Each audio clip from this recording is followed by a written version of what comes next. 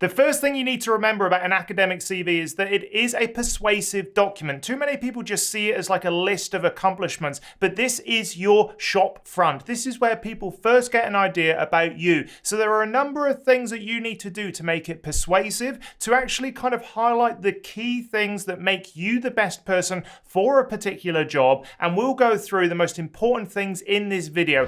And the first thing I want to talk about is putting the most obvious and the most persuasive information up front. Not a lot of people do this. When they first sort of like get on their CV, they put just their qualifications. But here is an example of where they've kind of just got it all wrong. So I've been scouring the internet for different types of academic CVs. But when you first look at this CV, what do you really see? You see their experience, their academic qualifications, and not really much else. Their authors are sort of buried down here. So there's no important information which is obvious on this CV. So what you need to do is make sure that you've got kind of like a hierarchy to the information that's presented. You need to make sure that you are changing up the CV for each job that you're applying for, and making sure that the most beneficial skills that you have got for that job are obvious and at the front. And that can take sort of like a number of formats. It can be like a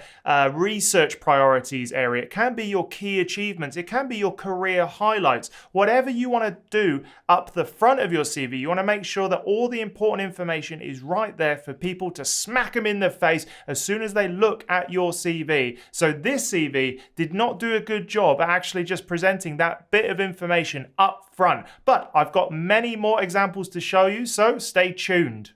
A lot of people don't tailor their CV for each individual academic position that they're applying for. And so you need a place in your CV where you can put all of the keywords and the key attributes you have in just like a couple of paragraphs. In this CV, you can see that they've got their qualifications just tucked away at the top, and then they've just got a summary. And here, this is where they list all of their important things that can be directly related back to the job. So here, what I like to do is put a job application into something like ChatGPT and say, get all of the important keywords and skills that a person would need to get this job. And then I make sure all of those things are in this top summary area. It doesn't need to be very long, just a couple of paragraphs is really all it needs, but you need to tailor that information to make sure that when people read it, they're excited by you as an academic, that they can see a bit of momentum that they want to get swept up in, and they can see that you are on the right track and you will contribute kind of to the department, to the university, because you are growing as an academic and you want them to be excited about being part of that. And that's where you can put all of that information in this summary section. Not enough people quantify the information that's actually in their CV. One thing I like to do is get someone who has no idea what you're applying for and ask them to be like, why is this important? At every spot where they're like, why is that in there?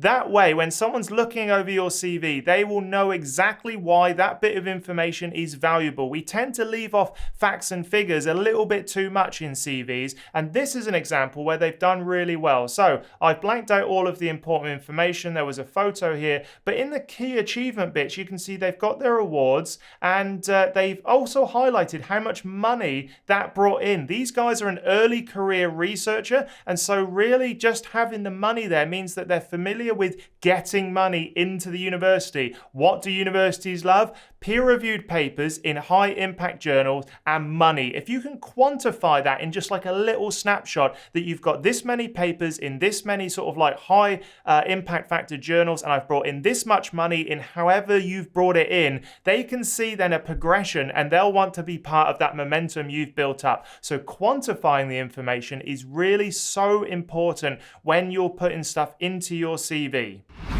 Showing momentum is so very important in your CV. You want to show that you've gone from like an early career researcher and you're starting to build up a career in your own right. When someone is building up their career, they are pulling in papers and pulling in money, and you want that to be obvious in your CV. So this example again, you can see that it's in chronological order going backwards. So here, early career researcher award, and that is always good because it shows that you're part of a successful cohort that's coming through. You want people to get excited about your career and what it can do for their university. So here you can see that they've got awards after awards, and it's 2012, 2013, 2014, 14. So we're starting to see that momentum build. That's exactly what you want to do. In another CV over here, you can see that they've just put it highlighted achievements at the very top before qualifications, which I actually quite like.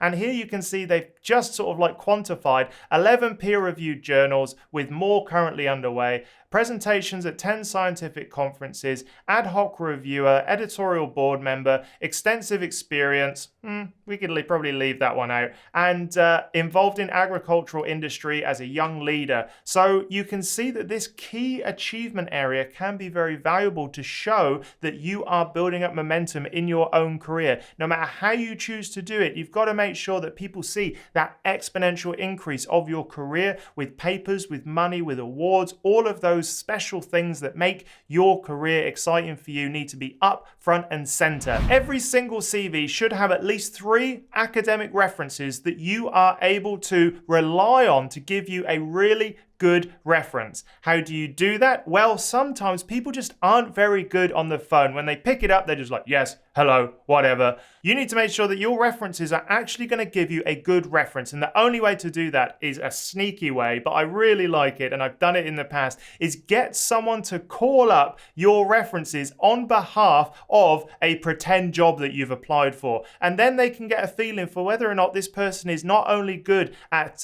being a reference, but they can sell you.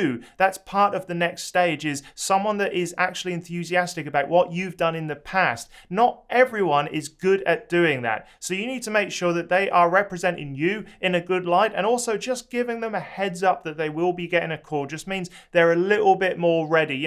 Just a simple email to say, hey, I've got through to the final round. Please expect a phone call from these people. I'm doing this job. These are the skills that they want. And they can at least then sort of like start thinking about how they would answer those questions for a potential new employer. Another thing that I think is really valuable these days is working on visual hierarchy. Having a look at different styles of CVs and make sure that, the most obvious information is the most attractive on the page.